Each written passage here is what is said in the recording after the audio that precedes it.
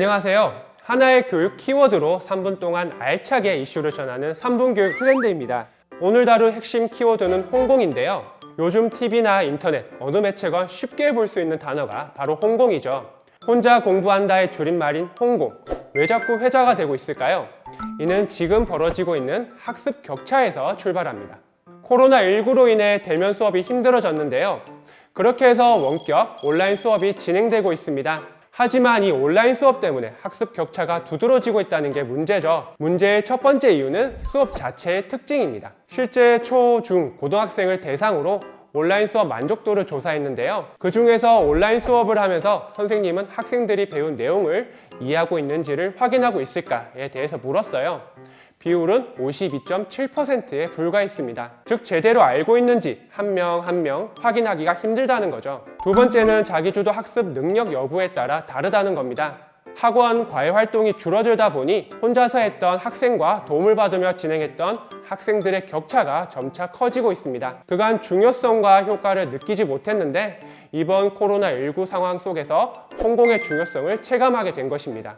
전 세계에서 공부 잘하는 학생들이 모여있는 하버드 대학교 1학년 강의에도 공부하는 방법을 배우는 수업이 따로 있다고 합니다. 여기에서 홍공의 목적을 따져봐야 합니다. 바로 학습에 대한 티칭이 아닌 코칭이 중요하다는 거죠. 성적에 대해 고민하는 학생들은 성적을 올리기 위해 전문적인 티칭을 중점적으로 받는 경우가 많습니다. 이는 단기간에 높은 학습 효과를 불러온다는 장점이 있지만 반대로 자기주도 학습 능력을 낮춰 누군가가 알려주지 않으면 안 된다는 단점이 발생합니다. 특히 요즘에는 학생들이 집에서 공부를 하는 걸 버티지 못하죠.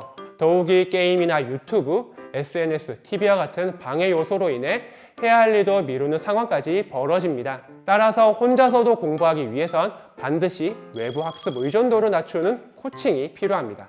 온라인 수업에 적응하지 못하는 아이나 평소에 시키지 않으면 하지 않는 아이라면 첫 단추가 중요합니다.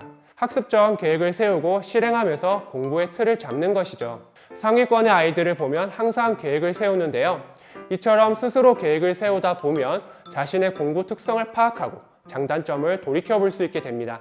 혼자서 하기 힘든 작업이기 때문에 프로그램의 도움을 받는 것도 좋습니다.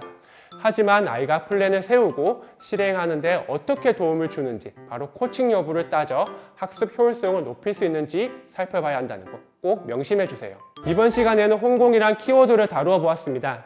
저는 홍공이란 단어를 보면서 예전부터 우리가 강조해왔던 자기주도 학습의 중요성이 이제 수면 위로 떠오르는구나 라는 생각을 들었습니다. 오늘 우리 아이는 집에서 수업을 들으면서 과연 어떤 표정과 자세를 짓고 있는지 한번 확인해 보시고요.